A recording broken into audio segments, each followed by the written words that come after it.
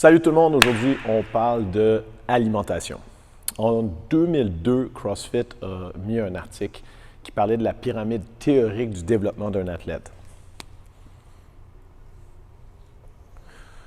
Sur le top de la pyramide, on avait ce qui est notre objectif, donc le sport.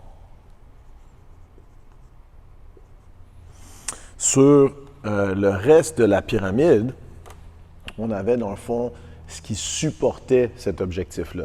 Fait que le sport, ça peut être un objectif de compétition, ça peut être un objectif de santé, c'est le sport au sens large, ça pourrait être le sport de la vie. Mais en dessous, on va avoir par exemple bouger des charges. Donc, si je suis capable de contrôler des charges, que ce soit en haltérophilie, en powerlifting, bouger un ballon, un kettlebell, et tout ça, ça va supporter mon objectif. En dessous de ça, on va avoir le poids de corps. Fait que ce qu'on appellerait la gymnastique.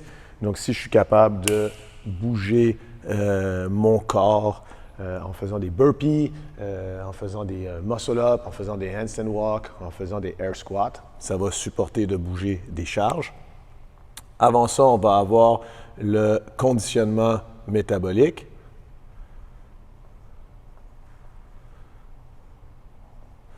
Puis, conditionnement métabolique, ce serait un peu ce qu'on appelait le cardio avant, c'est d'être capable de créer de l'ATP.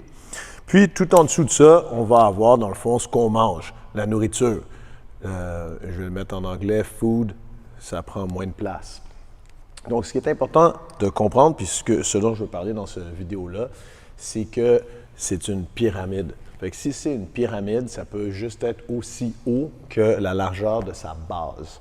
Donc, vous pouvez travailler comme des malades à avoir de l'haltérophilie, à être capable de faire votre premier pull-up. Si vous n'avez pas de conditionnement métabolique, ça ne supportera pas l'objectif final. Puis c'est le même principe avec l'alimentation. Donc, ce qui est vraiment important, c'est de comprendre que l'alimentation, c'est ce qui va changer, dans le fond, notre récupération, notre santé, nos marqueurs de santé, qui va changer de quoi on a l'air, notre composition corporelle. Le sport, tout ce qu'on fait dans le gym, quand on vient faire du CrossFit puis qu'on fait notre workout de la journée, ça va changer notre capacité physique, donc ce qu'on est capable de faire. Ça ne va pas nécessairement changer de quoi on a l'air ou nos marqueurs de santé, bien que ça fait partie de l'équation.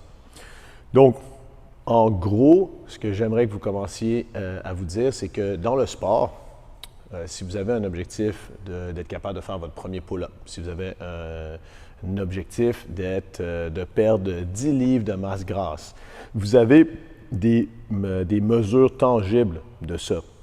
Donc, ça devient facile d'être capable de mesurer son pourcentage de gras, par exemple. Ça devient facile d'être capable de savoir est-ce que j'arrive à faire un pull-up ou 0 pull-up. Si c'est un objectif en haltérophilie, c'est quoi ma charge? Si c'est un objectif de temps dans un workout, si c'est un objectif de compétition, c'est facile de mesurer. Par contre, on a tendance à oublier de mesurer ou d'avoir quelque chose de mesurable pour notre alimentation. Donc, je vous le dis, moi, je ne suis pas nutritionniste. Si vous avez besoin de régler des problèmes de santé, allez voir votre médecin qui va vous référer à un nutritionniste. C'est vraiment pas mon rôle. Par contre, ce que je vous dis, c'est que moi, je suis là pour vous dire que l'alimentation est très importante et qu'on devrait avoir une approche aussi clinique avec son alimentation qu'on a avec l'entraînement. Donc, il va falloir avoir une certaine qualité et une certaine quantité. Donc, ça serait quoi une des premières choses qu'on pourrait faire pour commencer à avoir une approche un peu plus clinique avec notre alimentation? La première chose, ça va être de regarder la qualité de ce qu'on mange. Le corps humain a été conçu et évolué dans les dernières centaines et milliers d'années pour être capable de fonctionner avec ce qu'on appelle de la nourriture non transformée. Donc, quelque chose qui pousse dans la terre, quelque chose que si on a un chasseur, on peut chasser et puis après préparer pour manger. On n'est pas adapté pour manger des bonbons, pour manger des huiles industrielles, pour manger de la nourriture qui a été préparée dans une usine puis pas une cuisine. Donc, la première chose à faire, c'est qu'au niveau de la qualité, il va falloir commencer à manger des choses qui sont le moins transformées. Donc, là-dessus, on peut avoir tendance à suivre la liste des ingrédients qu'il y aurait dans dans une nourriture qu'on veut manger. Moins il y a de liste d'ingrédients, mieux c'est. Par exemple, quand j'achète des pommes, il n'y a pas de liste d'ingrédients, c'est juste une pomme. Quand j'achète du poulet ou du bœuf, c'est du poulet ou du bœuf. Quand j'achète par contre une poitrine de poulet qui a déjà été préparée dans un plat tout fait, tout d'un coup, là, la liste d'ingrédients devient plus grande. Il y a du poulet, c'est clair. Peut-être qu'il y a de la maltodextrose, peut-être qu'il y a la dextrose, peut-être qu'il commence à avoir des huiles industrielles végétales. Peut-être qu'il y a beaucoup plus ou trop de sel, du sucre ajouté dans la sauce, etc. Donc, la liste s'allonge. Plus la liste est longue, moins ce serait quelque chose à prendre. Maintenant, soyons intelligents. Il ne faut jamais faire des choses qui sont trop drastiques d'un coup. Si on veut faire des changements drastiques, il va falloir y aller graduellement. Mais donc, commencez pas à partir en fou. Mettez-vous 3 types d'aliments. Des aliments que je peux manger tous les jours. Exemple, viande, légumes, poisson, volaille, fruits, un peu d'amidon, des noix, des graines. Ça, je peux en manger tous les jours. Des choses que je peux manger moins souvent, mais de temps en temps. Fait que, par exemple, ça pourrait être un biscuit que j'ai décidé de faire maison, ou est-ce que c'est principalement de la farine que c'est moi qui ai acheté, un peu de sucre, du beurre, puis des pépites de chocolat avec un œuf. Il n'y a pas vraiment beaucoup d'ingrédients. Fait qu'une fois de temps en temps, ça peut être totalement correct. Puis avoir un autre groupe d'alimentation que je mange rarement.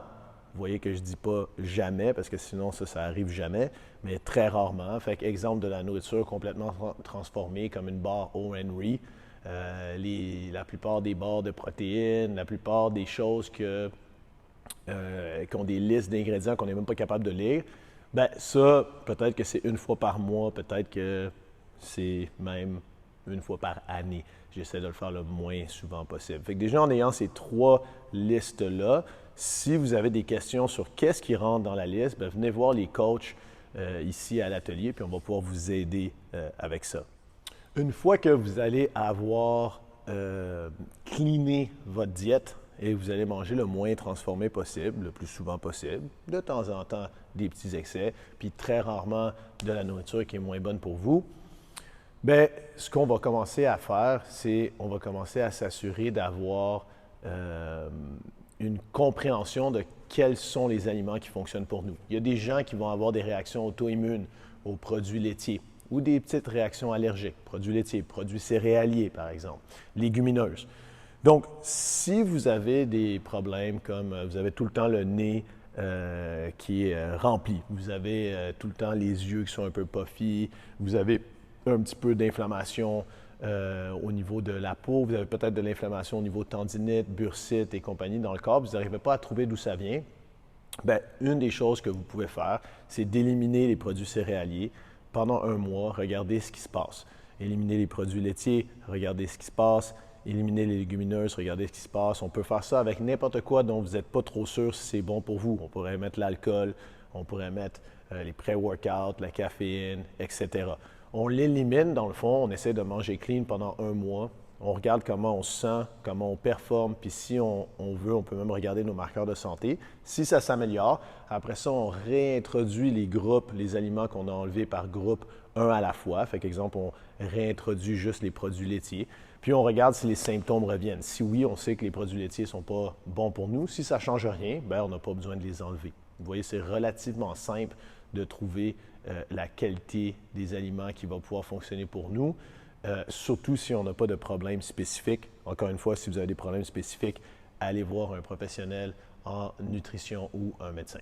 La prochaine étape, avant de calculer ce qu'on mange, c'est on va s'assurer de comprendre qu'il y a 3 gros groupes de macro-aliments.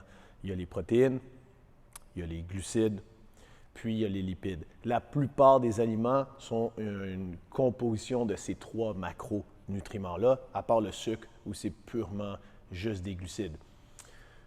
Par contre, pour les besoins et pour la simplification, les besoins de la cause et la simplification de cette capsule, on va faire comme si, par exemple, les fruits, c'est juste des glucides. bien que dans une pomme, il y a 2 grammes de protéines. Mais c'est principalement comme macro-aliments, des glucides. On va dire que c'est des glucides. Dans la viande, c'est la même chose. On va dire que c'est principalement des protéines si on a enlevé le gras. Bien sûr, il y a des gras aussi. Il y a même un peu de glucides dedans. Dans les noix, même principe. On va dire que c'est principalement du gras, bien que dans beaucoup de noix, il y ait un peu de protéines et dans certaines, beaucoup de glucides. Si vous n'êtes pas trop certain dans quels macronutriments se retrouvent certains aliments que vous mangez, venez nous voir puis on va vous aider à démêler ça. Mais au début, ce qu'on voudrait commencer à s'assurer de faire, ça va être qu'à chaque repas, on a nos 3 macronutriments, protéines, glucides, gras. En très, très, très, très simple, ce qu'on pourrait faire, c'est d'avoir au niveau des protéines la paume de notre main. Au niveau des glucides, une poignée de glucides. Fait que ce qu'on est capable de prendre dans notre main, c'est des glucides qui sont comme du riz, qui sont comme des patates, qui sont comme du starch, donc des patates douces aussi, ou légumes racines, comme les carottes, tout ça. C'est très condensé en glucides. Donc, dans ce cas-là, on veut avoir une poignée. Bien sûr, si c'est des légumes verts ou des légumes feuilles verts, on peut presque en avoir illimité. Puis après ça, au niveau des gras, ça ressemblerait à peu près à la taille de notre pouce. Fait qu'on commence à avoir environ une mesure, mais c'est surtout de s'assurer d'avoir les 3 groupes à chaque fois. Ensuite, on peut commencer à regarder le timing de quand on mange. Comme règle, on voudrait essayer de manger au gros maximum 5 fois dans la journée. Là-dedans, ça peut compter 3 repas, 2 collations.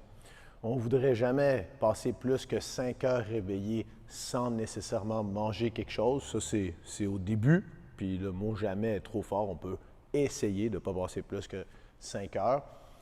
Et on va essayer de ne pas plus manger par repas, ce que je vous ai dit. Fait que la paume de la main avec une poignée, puis après ça, nos gras. Maintenant, il va y avoir des exceptions. Peut-être que pour certains, c'est difficile de contrôler qu'est-ce que vous mangez parce que vous êtes souvent sur la route. Vous avez sûrement des soupers d'affaires, des dîners, lunchs d'affaires et compagnie. Il y a d'autres façons aussi où est-ce qu'on peut essayer de contrôler ce qu'on mange en regardant la durée qu'on passe sans manger. En fait, quand on essaie de contrôler un petit peu plus la quantité de ce qu'on mange, c'est parce qu'on veut gérer notre corps au niveau hormonal. Puis ça, on peut en parler en personne beaucoup plus longtemps puisque ça va être un peu compliqué pour moi de l'expliquer très rapidement dans cette capsule, mais on veut gérer principalement l'insuline. L'insuline qui n'est pas bonne ou mauvaise, mais qui est une hormone principalement de stockage qui fait qu'on va stocker du gras et qui fait que si on en a trop souvent en présence et en grande quantité dans notre sang, on peut malheureusement développer beaucoup de maladies chroniques modernes comme certaines démences, certains cancers, diabète de type 2, certaines maladies cardiaques, etc. Fait qu'on ne veut pas ça. Si par contre, vous ne pouvez pas manger plusieurs fois dans la journée des aliments de qualité, une autre chose que vous pouvez commencer à regarder, c'est quand est-ce que vous mangez. Pour tout le monde, dans tous les cas, on devrait au moins jeûner pendant 12 heures par jour. Ce qui veut dire que si on mange notre dernier repas à 19 heures, fait qu'on arrête de manger après 7 heures le soir, il ne faudrait pas manger avant 7 heures le matin le lendemain. Comme ça nous permet de redevenir au neutre au niveau hormonal. Et si on a du mal à contrôler la qualité des aliments qu'on va manger et qu'on est souvent en train de manger des aliments un peu plus transformés, ce qu'on va essayer de faire, c'est de pousser ce jeûne-là un petit peu plus longtemps. On pourrait aller jusqu'à la formule qu'on appelle 16-8, qui est 16 heures de jeûne. Donc, je ne mange plus après 8 heures le soir, par exemple, et je ne mange pas avant midi le lendemain. Qu'est-ce que ça fait ça? C'est que pendant plus longtemps dans la journée, je vais avoir mes hormones, mon insuline, qui a le temps de baisser. Je vais redevenir au neutre, à l'homéostasie. Ce n'est pas une licence pour décider de manger n'importe quoi parce qu'on fait du jeûne intermittent. C'est vraiment juste pour essayer de se mettre dans la bonne direction.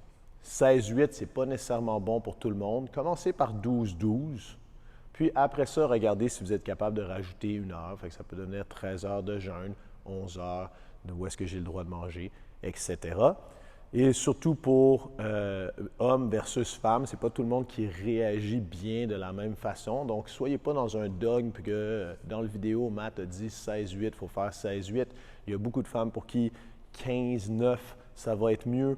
Il y a d'autres personnes qui vont se sentir très, très bien à jeûner pendant 20 heures et manger pendant une fenêtre de 4 heures, donc seulement 2 gros repas dans la journée.